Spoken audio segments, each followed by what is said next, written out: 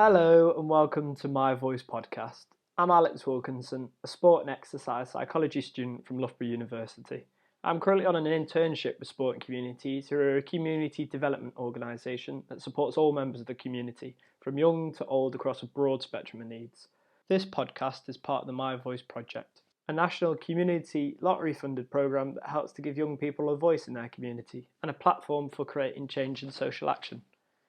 Thank you for taking the time to join me, and welcome to My Voice podcast. Hello and welcome to My Voice podcast. Today I'm joined by three special guests who are all heavily involved in the sport and world. My first guest is a Commonwealth gold medalist in boxing, and she's also won silver medal at the World Championships among many other accolades. A warm welcome to Sandy Ryan. How are you, Sandy? Hey, I'm good, thank you. It's great to have you on the My Voice podcast. I know that you've been doing some work for Sport and Communities, helping out at box fit sessions and inspiring the next generation. So it's great to have you on here. Yeah, thank you. Thanks for having me. Our second guest today has also had the honour of representing Great Britain. So hello to Dave Smith. Good afternoon. Thanks for having me, Alex. So now your sport is actually among those in the Winter Olympics, isn't it? So how did you start in the sport of bobsledding? Well, I was in athletics and powerlifting, had ankle surgery, couldn't jump anymore. And all you do is just send your athletic CV into the national governing body. They invite you down for a testing battery, go through the physical testing battery. If you make the grade, make the cut, you get put in a squad. And it went from there. After 3 weeks of testing, I was on ice, and it happened really, really quickly. Wow, that's really interesting, actually. I didn't realise it worked like that, of the transition between sports. Yeah, there's UK sport do a lot of that now. Talent ID days and athlete swaps and athlete transfers from one sport to the next. So yeah, it's quite common now. Oh, that's great. And our final guest is a Sport and Communities man himself. It's Dave Walsh. How are you, Dave? Thank you, Alex. How are you? Yeah, I'm very good, thank you. Now, as we all know, the spread of coronavirus has impacted the staging of sporting events around the world massively. There's not been a single sport which hasn't been affected by the coronavirus. Recently, we found that the Olympics is being postponed until the summer of 2021, and the last time the Olympics was cancelled as postponed was back in 1940 during World War II. As an athlete training for the Tokyo 2020 Olympics, Sandy, what was your reaction of hearing the news of it being postponed? Gutted like everyone else is, because obviously I was actually prepping for the World qualifiers, which were at the end of May. They were going to be held in Paris, and then obviously it's been postponed. So I kind of, at first I was like good, and then at the same time I've only just got back in, a few weeks, months now, back into full training from I've had shoulder injuries. So in a way I'm kind of taking like the positive from it. Like it's giving me more time to get 100% better from my injuries that I've had. And yeah, just kind of, you got to take positives, otherwise it's just going to be harder than it is. Do you know what I mean? Yeah, definitely. And it's good to look at it in that positive light, that you can come back stronger from this injury. I suppose an athlete like yourself, you'll have a structured training program with every focus of peaking at the Olympics. So how has the coronavirus affected your training? Yeah, like massively, really, because I'm used to being in Sheffield in camp with a team, training 3 times a day with structure. So it's kind of like it's gone down to like 2 training sessions a day at home on my own. Obviously the coaches and the support staff at GB, they're sending through training programs to do still. Basically just to tick over, because we was already getting nearer to our peak, so you can't really stay at your peak for long, so we've got to just tick over now, and then hopefully whenever this gets back to normal, then we can just start looking at new date that we get. Yeah, so I suppose they've given a month or roughly when they're going to go until 2021, but nothing's been confirmed, like you say. Has it affected all the other qualifying events where you'd get your quota places for the Olympics? All those events have been cancelled as well, so you haven't really got any competitions focus on now, I suppose, for the rest of 2020, have you? No, so it doesn't affect like the spots and all that, how to qualify, but it just affects like the dates of the competition. So until we come out of lockdown and things get back to normal, then they're gonna organise a date for the qualifiers. So I don't know whether the qualifiers are going to be the end of this year or the start of next year. Like, it's just like an unknown. So it's kind of just trying to stay ready, because who knows, it could be 3 weeks till we come out of lockdown, or it could be even longer. Yeah, it's that uncertainty that makes it hard with training. Yeah. What would a normal day of training look like for yourself in lockdown then? So today I got up, I've not even been setting my alarm, which is so weird for me, because obviously even though I still get up early because my body's used to it, but I just get up, get a run done, chill out in the day with my nieces and stuff, and then train again. I have a weight circuits and boxing, like punching the bag and shadow boxing, just anything that I can do at home. I suppose a lot more people have started to get active now. I know when you go out, you see a lot of people running, but for yourself, it would actually go the other way. You'll find that you're maybe doing less than you'd hoped, or definitely less than you would have normally without the lockdown. Yeah, it's just mainly like sparring that we've not doing, which when we get back to camp we'll do that. But obviously it's like, it's getting your ring time in and stuff like that. When you've had a few weeks or even months of sparring, like when you get back into the ring, your timing's not there, and so hopefully it's not going to last any longer, because it'll be a nightmare when we get back to sparring and then our timing's out. It will take a few weeks to get back into it. Yeah, definitely. I come from clay pigeon shooting, so with that sport, it's all about the timing of the shots between each pair. And like you say, it's the timing that makes your performance and score really shine, and the timing's key. So you get your timing from a lot of competitions, and also the training you do out on the range. So it's hard to replicate that back at home. And what's your main driving factor? What motivates you to be the best in your sport? I know what I want from the sport. So I know that I want to get to the Olympics. I know that I want to win the Olympic medal. Then I know that I want to turn professional and win more titles. So it's kind of having goals set out for myself that kind of motivates me every day. You want to do this country proud, don't you, Sandy? Yeah, trying. Definitely well on your way to that. And I suppose it's always the Olympics. Olympics is the end focus for everyone. I mean, Dave, you were training towards the Sochi Olympics with the bobsleigh team. I mean, the Olympics is the pinnacle of every sport.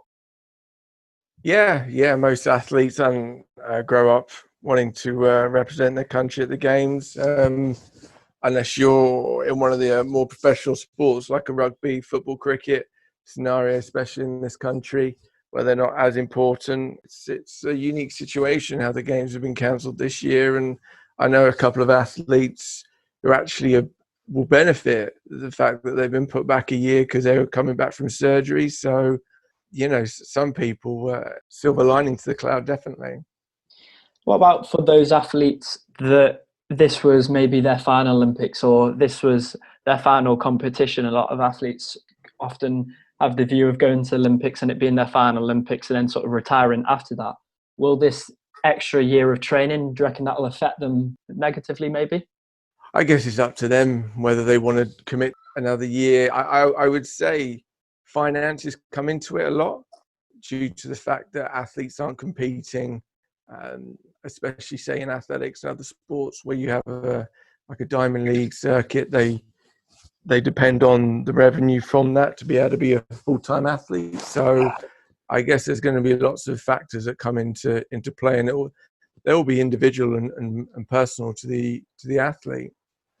Yeah, massively, because we've seen in the news recently that footballers have taken a 30% decrease in pay. Many athletes across sport have been put under a lot of financial pressure due to the coronavirus. I mean, you're a self-funded athlete, so you'll understand how hard it can be when you're working part-time and training part-time. I mean, I know athletes when they're back in the country work and now they can't. Yeah, if you're lucky enough to have corporate sponsors, then you've got to ask the question, will the corporate sponsor be around after lockdown? How many companies are going into administration? There's lots of unknowns, really. There's more questions than there are answers at the moment. Yeah, definitely. And for you, Sandy, does the financial pressures, does that affect your training and sort of affect your psychological aspects? Well, for myself with GB boxing, I'm quite lucky really to get UK sport funded. So as up to now that we still getting our pay, and obviously we've still got to keep training at home and just doing the requirements. But I know that some sports don't get funded, which I can imagine how hard it is, like even just to live, to put food on your table. Like this is a hard situation. So I can't even imagine what they're just obviously wanting this to hurry up as soon as possible, really. Yeah, no, it's great that you've got the support, but like you say, for quite a lot of other sports, they won't have that backing. And for all those athletes who may be self-funded and rely on sponsorship as such, how do you think this year will affect their careers going forward? Do you think it'll have quite a detrimental effect? I think on some it will, because obviously if funding yourself in a sport it's not cheap, and to even just get through a week of training, and then you got to do like your food, just stuff like that. It's not cheap. So I think it will affect some, but obviously I hope it doesn't affect them too bad where they can't compete or anything like that. Yeah, it'd be a great shame. And it's funny you mentioned food costs, because I know David Walsh, you've said before about the food costs and when you've been training for the gym, and you do notice a big increase in to keep and maintain a healthy diet. Yeah, I think I mean you have to sort of shop smart. Look at think about what your weekly budget in terms of what we're going to spend on food. But it's about you'd always find that it's interesting you said that, because I think Mike and Shaq and Ed are doing a podcast on healthy eating and where to buy more affordable food from, because you do find like a lot of the good foods do cost more, which doesn't really make a lot of sense. Like how you can price the price comparison between something that's poor nutrition to something that's good nutrition is a massive cost. And I think you just got to be creative about try and get the balanced diet and stick to your whole foods, really. Yeah, it makes a big difference when you're concentrating on that healthy eating compared to unhealthy. And with all the fast food being closed as well, a lot of people I think will be concentrating a lot more on their diet at home and realizing what they are eating sort of day to day. I suppose this question for you all really is, after the lockdown is lifted and society slowly goes back to its norm, do you think sport will have a positive increase? Do you reckon more people will get involved? Because I think more have been partaking in sport, more people have been cycling and running. How do you think sport will come out of the coronavirus? I think it's stronger than ever. I think from a grassroots level to professional level, I think people are going to be wanting to join more gyms, wanting to join more local sports clubs. Because I mean, obviously, I can't compare myself to Sandy, but I'm at a grassroots boxing club, and I miss it. Like you miss the the coaches, you miss the boxers there, and just miss that whole sort of community feeling that and just interacting with other people. And like I said, like. You get certain things out of that, whether it's something sparring, where it's that you learn to channel your stress into something positive, and I think that's been a massive barrier for everyone whilst they've been off. Like you're limited to do certain things. If you're lucky to have a gym in your back garden, I mean, we've been making weights out of old milk bottles. We've had to be really creative in terms of our training. So, but yeah, definitely, I think sport as a whole is going to come out stronger than ever. I totally agree with you, David. I think people have become really creative and original with ideas, with the ways to train and overcome barriers in the garden. You've seen people making their own junkyard gyms at home. and it's great to see. And I suppose at your level, Sandley, as a professional athlete, are you finding new ways to train and finding different methods? Yeah, just like working on things that I don't normally get to work on as much. So more like on my technique and stuff. So it's just like the little things like that that I can do more of now than what I was when it was like normal. Do you know what I mean? And I think a lot more people will, like you say, will get more involved in like the sport gyms and all that, because I think this time it gives people to like kind of self-care and think of stuff that really matter.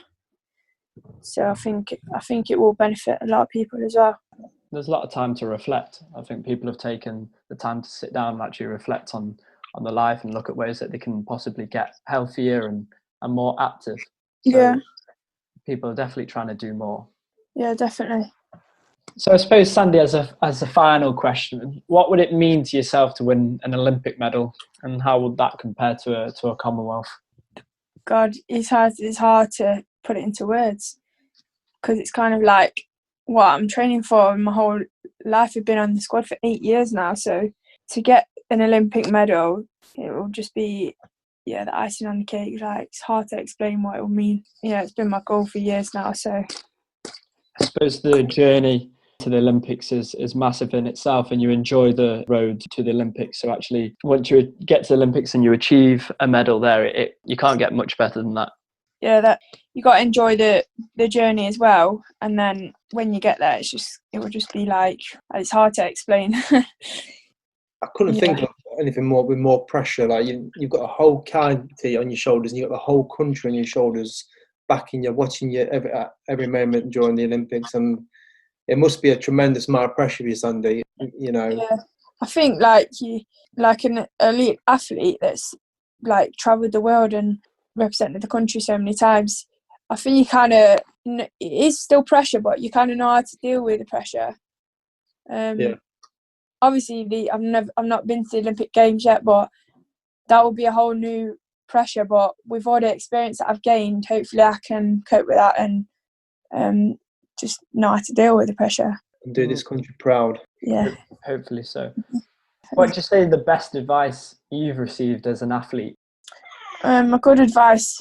Well, it was actually my dad. He said it, and he's always said it. He said it years ago. He said, like, look after number one, which is yourself. And kind of like before, I used to struggle with that because I'm not a selfish person. But in the sport that I do, boxing, sometimes you have to be a bit selfish to,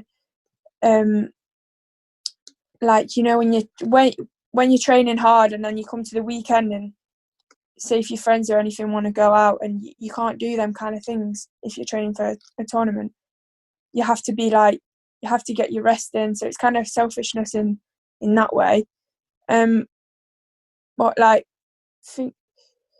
I feel like take care of number one, yourself, is like very important for anyone, any sport, and because at the end of the day you're doing it, you're putting your body through it. So yeah. They're the most important person in the equation, I suppose. What about yourself, Dave Smith? What advice would you give to any young athlete aspiring for greatness? I've trained a few junior athletes who've gone on and represented Great Britain. I think at a junior level, it's becoming more and more common that the fun's being taken away. So I always just try and maintain that they enjoy the experience, enjoy the sport, because once the enjoyment goes, then the commitment, dedication can soon go. So it's just a case of just reminding them to enjoy themselves and enjoying their time, because a lot of junior athletes as well don't make it into the senior ranks, and they don't recognize that's probably a lot of them that's the biggest thing they're going to do. So just being in the moment is always key. Yeah, no, it's really nice actually, because being in the moment and enjoying what you are achieving as a junior, because transitioning to seniors is so difficult. And I think it sort of almost magnifies what level you are at in juniors, because that is a really special time to compete.